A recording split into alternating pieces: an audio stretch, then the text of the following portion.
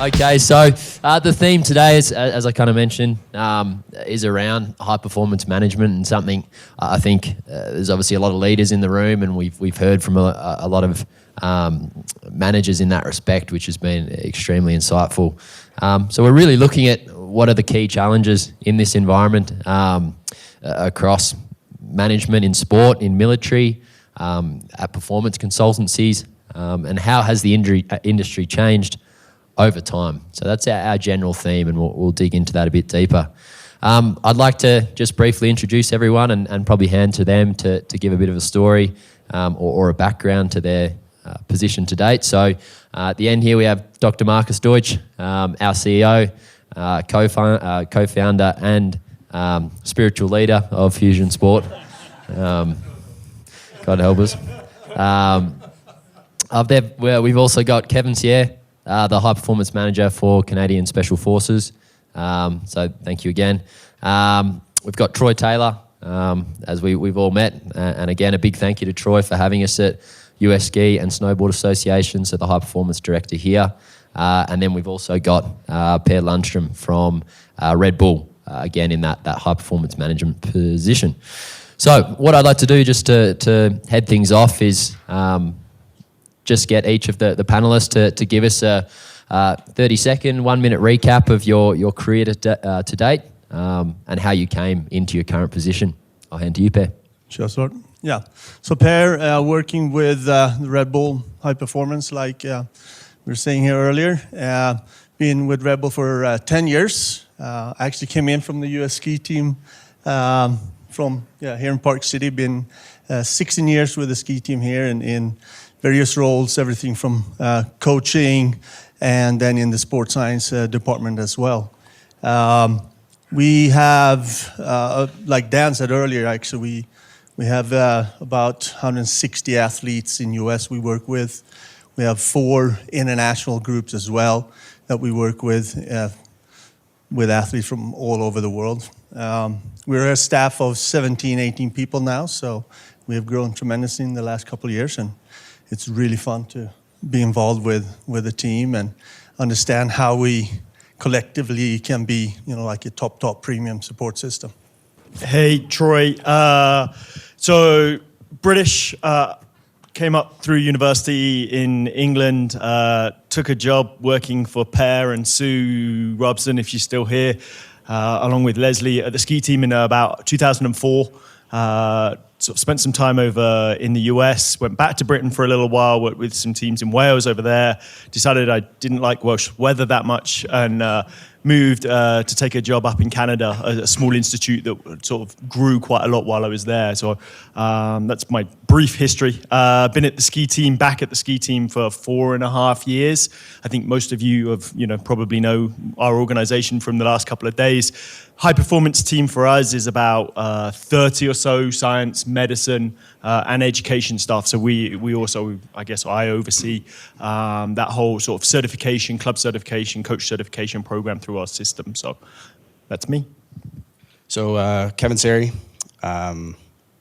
did my undergrad up in Canada, spent 6 or 7 years over in Australia, did my master's strength and conditioning, followed by a PhD in exercise science.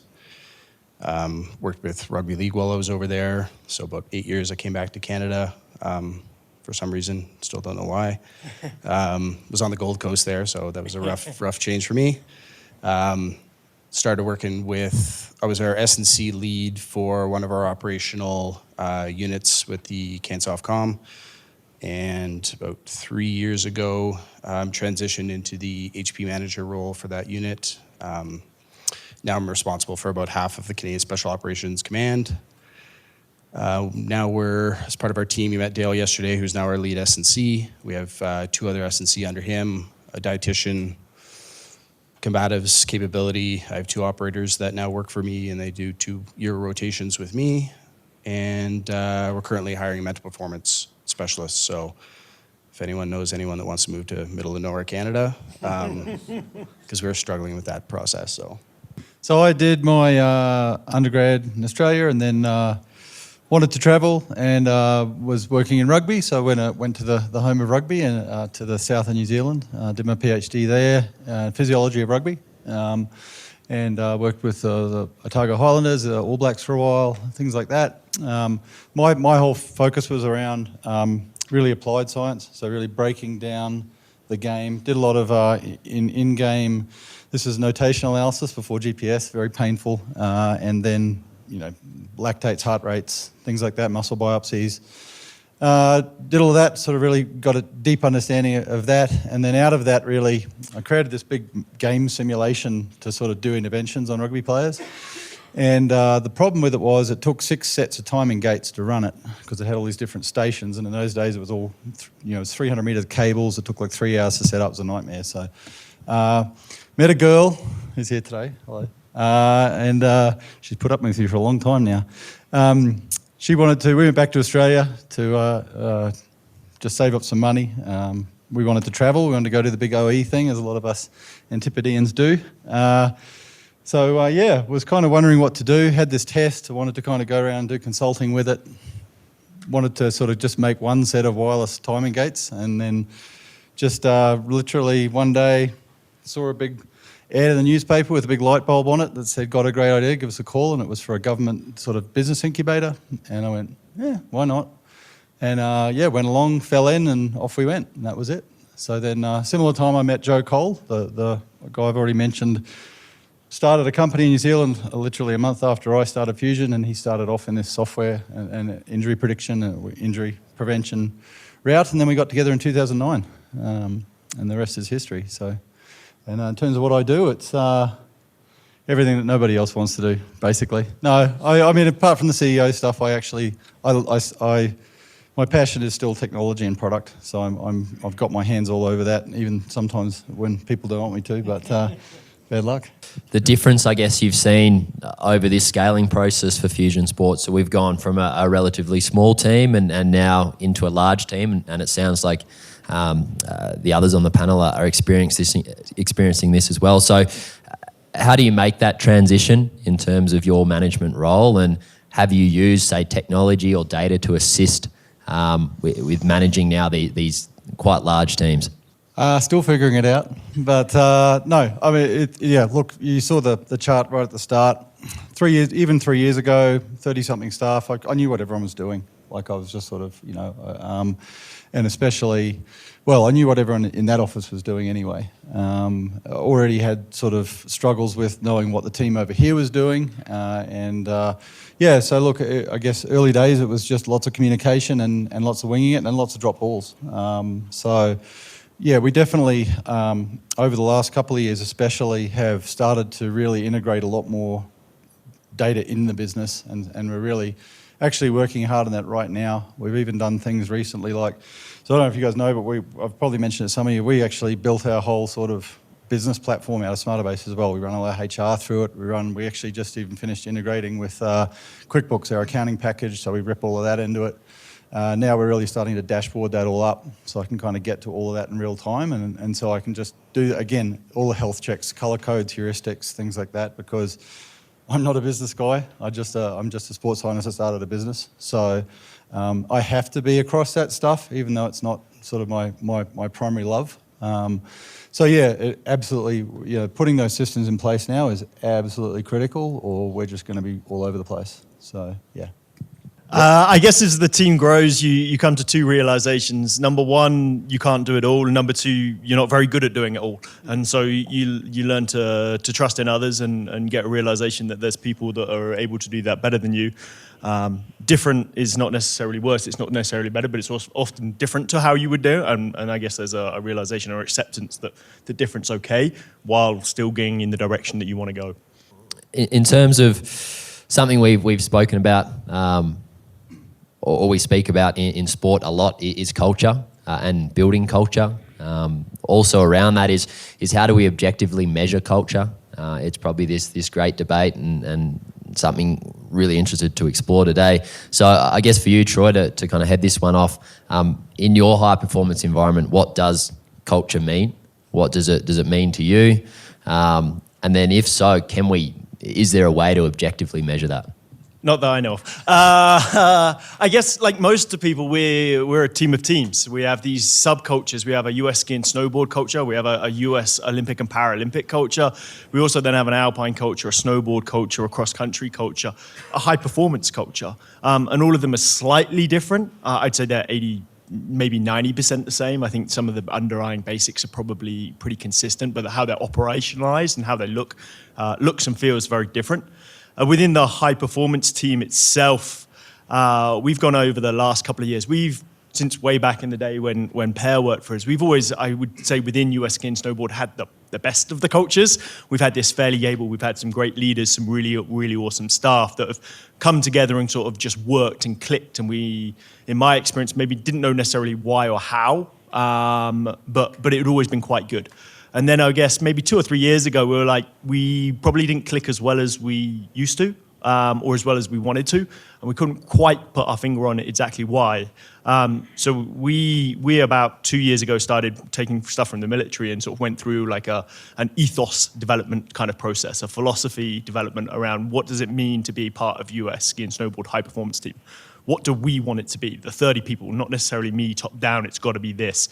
But we developed our own kind of philosophy, ethos. What's the key principles? And getting down to some of the behaviors that we expect from each other and we're going to hold ourselves and each other accountable to. So that was kind of really interesting to develop it. And it was very much, I think, a staff exercise. How do we evaluate it? We're doing it 2 ways, and it's qualitative. But we're 3 ways, two very qualitatively. Number one, we get together quarterly as an entire group, and we talk about it, and we do a North Star exercise, and where do we think we're individually on versus where do we want to be? Where do we think we're as a team? And where are we off course a little bit, and maybe why? And then much more frequently, probably every 2 or 3 weeks, we get together as a group of 3 or 4, and we rotate which 3 or 4 that might be. And we talk around. So these are your buddy partners that you're specifically looking itemized against some of the things that we've identified that we want to, and you point some stuff out, some mainly stuff that they do good. We're very self-critical as a group, and I think most high-performance teams are. We're very, we're always not good enough. We're always, like I'm shit. It's a lot of that kind of stuff, but we're also pointing out, no, that was a really good thing, and how do we support more of that, and how do we accelerate that? So I guess those are the 2 qualitative ones. The third one, I don't know if it's culture, but we ask our athletes. We survey them a lot, question them a lot on what do they think of us, and are we working for them? And so we do, it's called a barometer. It's fairly new, but we barometer them a lot in terms of whether that's working. So some of the ways that we try. A lot of what we do in transitioning from sport, where we tended to kind of attempt to drive a lot of the culture. Right now within the military, we tend to try to merge with their culture, and we kind of measure our success and how well we're doing at the level of, like Dale mentioned yesterday, in terms of the level of integration and how embedded we are within our organization. So,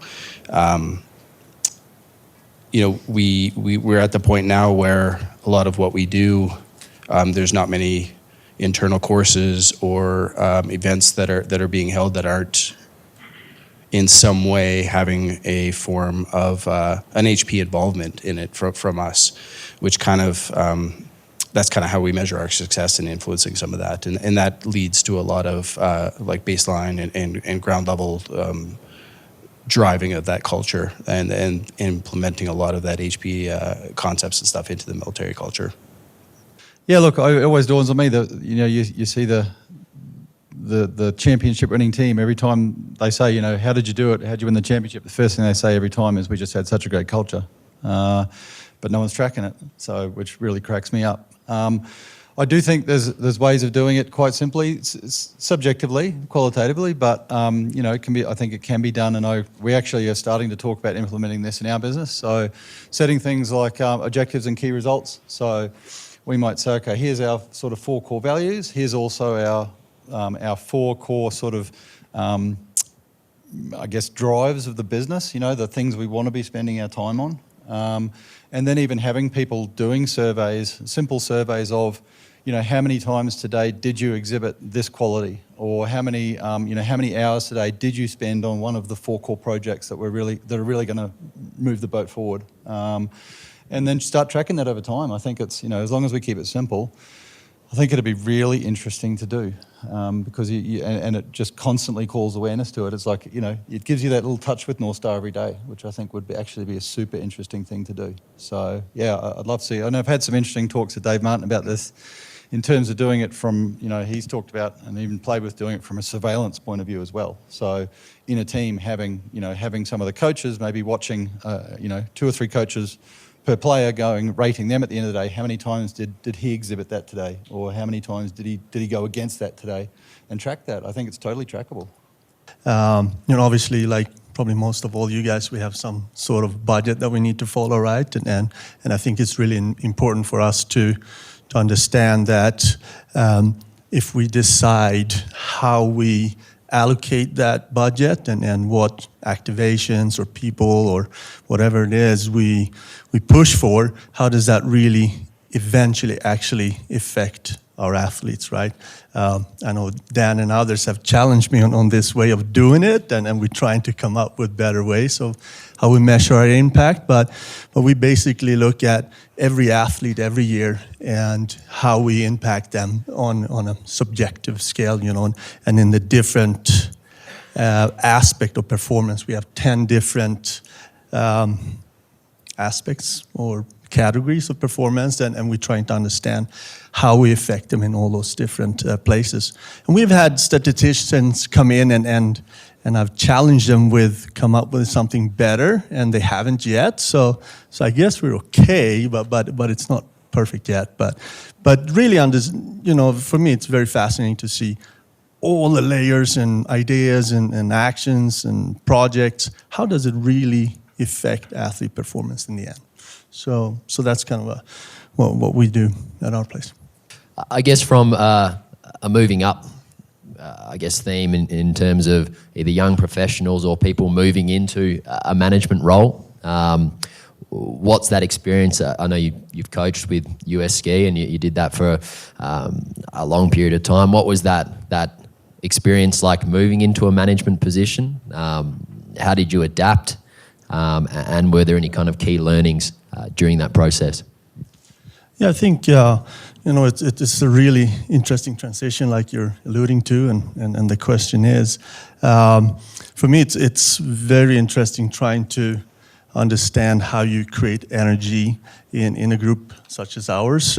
We have brilliant staff, and how do you create the energy first, and the ways of communicating and the ways of how you behave with each other, and then with energy, I think you can create momentum and drive towards the same direction, and I don't think we should fool ourselves, right? That a lot of what we're talking about today is tools to improve that energy and that momentum, right? We really, with knowledge and concepts and learnings, I think what you really do is you kind of just sharpening the tool in the direction where you're going.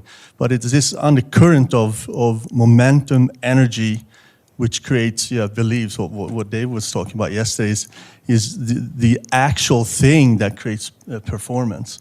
Luckily I've been involved in teams for a long period of time, and I've seen the ups and I've seen the downs, and I think where you really see performance is this innate or the belief that you belong in the very top, and your athletes believe in the very top, and so is that undercurrent. How do you create that real undercurrent and belief that you actually belong and you're on the top, and you expect results at the highest level? So I don't know if I really answered your question, but it's all those pieces. How do you establish the structure for everybody to believe in that what you're doing? Like many things, where you first get a leadership role, and you get it because you're a loudmouth, opinionated person that you think you can actually do this job. And then you start doing it, so your confidence is fairly high. Then you start doing it, realize you're not that good at it, and then you start the slow climb up of, okay, well, how do I develop the skills to be able to actually do the job I've now got? Or I'm just in the Peter principle and I can't get elevated above this. I think you go through that kind of phase. I think transitioning from being a practitioner to being a leader, you go through that, and I think you need to work out what kind of leader you want to be and what fits with you. And I think it evolves over time. I'm not the leader that I was 5 or 6 years ago, or 7 or 8 years ago, and I won't be the same leader in 2 or 3. So I think there's some probably core principles that probably come through at different stages, that you emphasize more or less. But as you get more experienced and more skilled, you learn. I think most people in high performance roles, like none of us have like typically business school training. We're not versed in human resources and management and all of those kind of practices. But I can guarantee all of us read those books. We all read Simon Sinek. We all read strategy books. We all read the same kind of thing, like because we're interested in it. And I think you just do more of that, and you start reading more Harvard Business Reviews than you do like scientific journals. And I think you learn on your feet. You try, you fail, and you try to be authentic to who you are and what you kind of believe. I struggled with this a lot. I still struggle with it. I had a hard time kind of relinquishing being the main point of contact for all my guys. Being the only individual there, they came to me with every question, whether it was nutrition, training, lifestyle stuff. If they wanted to just talk to somebody, it was me. Now I tend to get bogged down writing briefing notes and meetings with the chain of command and putting up fires.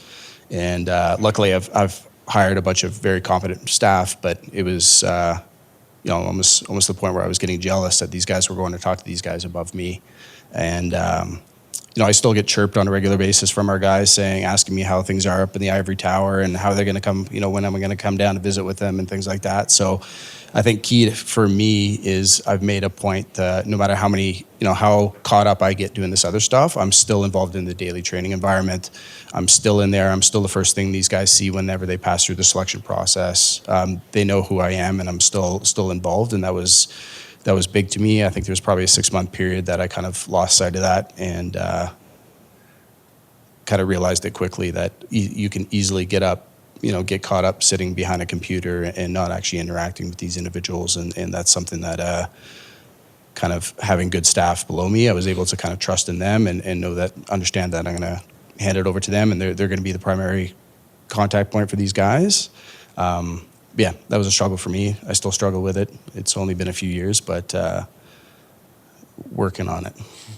On a similar note, I read an interesting book a year or so ago, and it said, the primary role of a CEO is to actually be the cheerleader, inside and out. And I think that what that means is it ties into that belief effect that Dave was talking about. It's about, I think really great leadership is actually about really believing in what you're doing, right? And carrying that belief day in, day out, and rubbing that off on everybody else and getting everybody else to buy into it. So as our business grows and things get more complicated, especially in those things of business, which I don't have an MBA or anything, I don't have a damn clue. Just learnt on the ropes. I've questioned whether I should stay in that role, or should I go back to a product development role or something like that and actually go hire a proper CEO. No, that's the problem. I'm out of the loop with both. But and then I've questioned that, and then I've gone no, actually, because at the end of the day, I'm still probably the one who believes in this more than anyone else.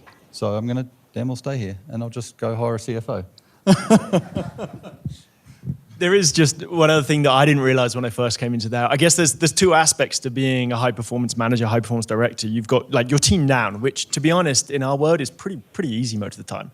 Work with highly educated, highly motivated kind of individuals, and you're just trying to set them on a direction. You're trying to facilitate a great environment for them to go and do their things. Yes, there's some human resource challenges that come up and down, but it's not that difficult.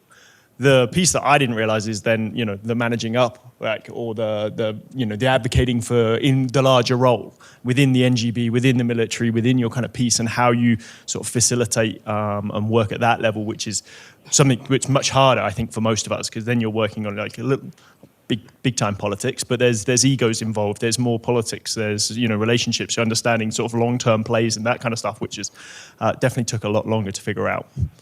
As a manager, you've potentially got in your environment, whether it's your athletes or your staff, you have egos, you have authority or status, and that's potentially in a military space as well. Power, conflict. How do you manage those challenges, and what kind of strategies do you implement to manage those? I mean, I'm a firm believer if you kind of hire the right staff, 99% of your challenges sort themselves out. That's one of our challenges is finding the right individuals.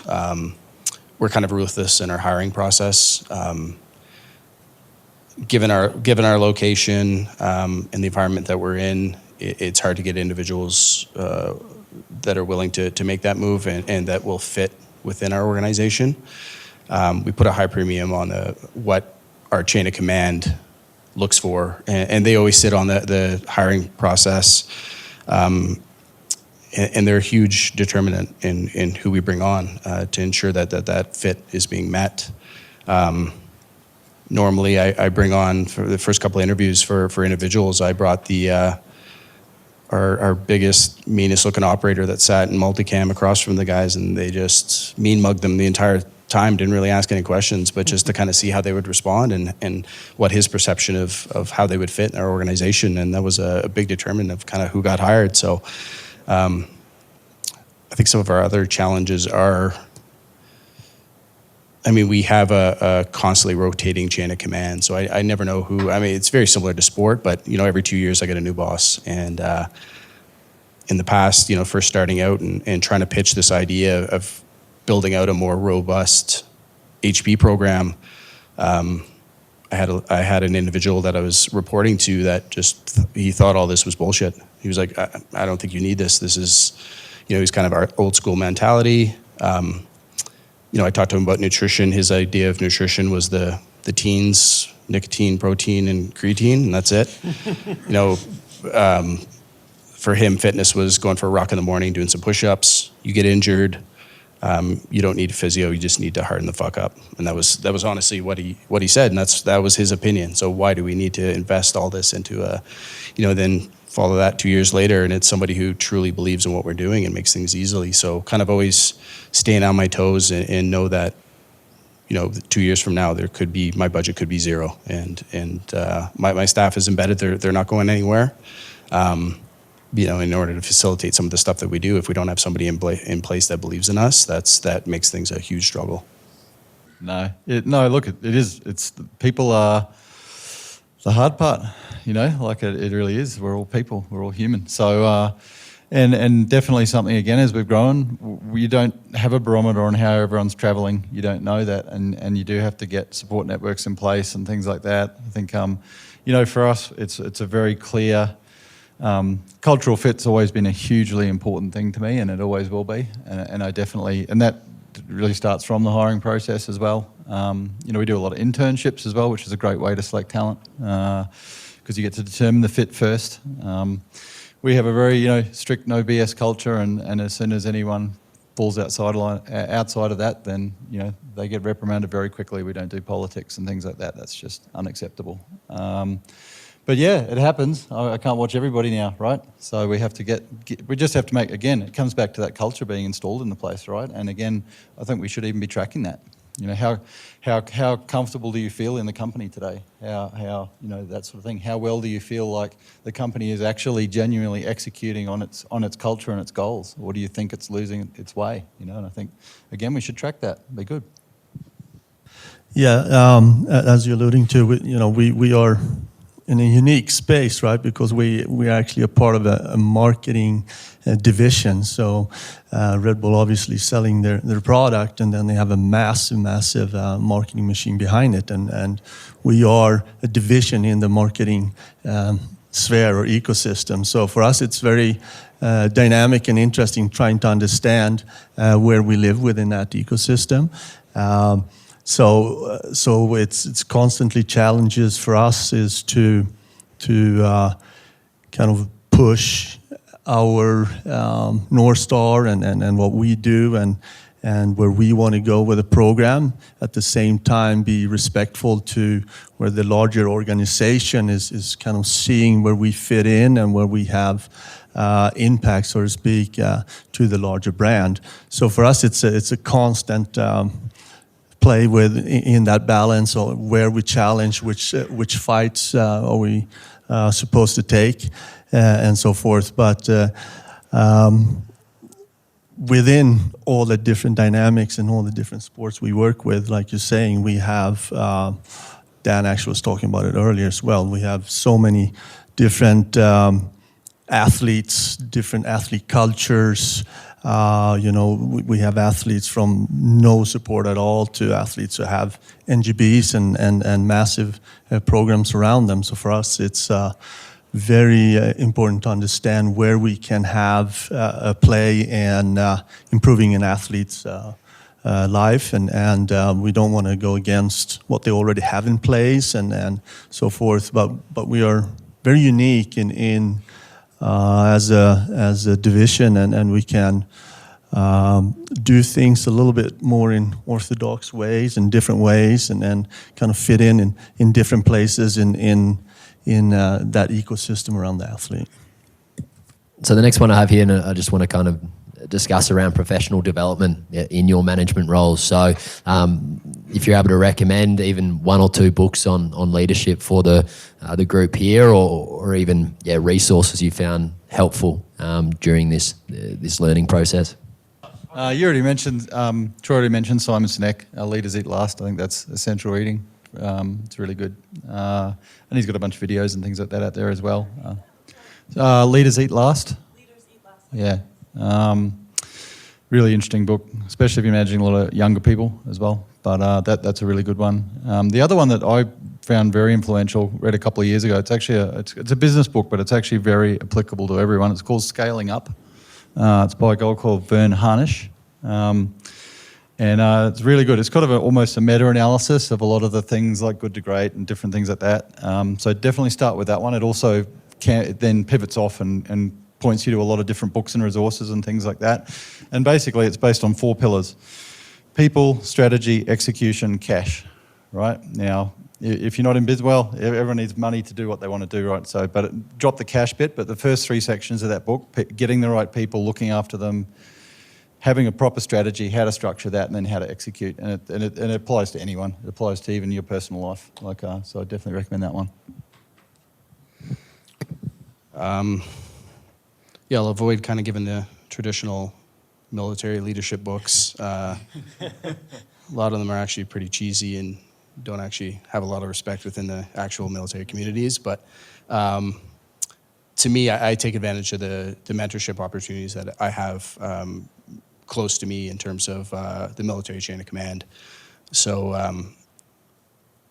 kind of first got there, read up every military leadership book I could find. Kind of got laughed at by most of the military guys that I actually work with, and started seeing these guys, whether it's in a briefing or how they run a meeting, and it was just in awe. And fortunately, I've been around for long enough now that I've built a lot of good relationships with these individuals, and really taken advantage of them as being able to mentor me in these, sitting through watching them brief a general, or watching them just being in a meeting that they're running.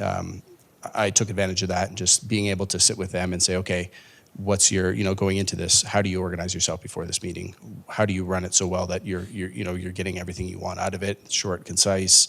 So that's kind of, for me, that's what I've, on less reading, more really kind of trying to find those mentors that I really look up to, and not only myself, but amongst their peers. And working in the gym, I mean, we get a lot of the ground truth in terms of those junior NCOs and those junior guys, and some of them will look up to these officers. Most of them, they'll do nothing but complain about their bosses and their chain of command. But some of those guys that they really, really admire, those are the type of guys that I'll sit and look for mentorship opportunities with. Yeah, I think similar. Read a ton. Some of it's good, some of it's bad. I haven't ever had formal mentors, but I definitely look out for people that I'm drawn to and I like working with, and then try and think a little bit around why is that, and is there stuff that I can incorporate.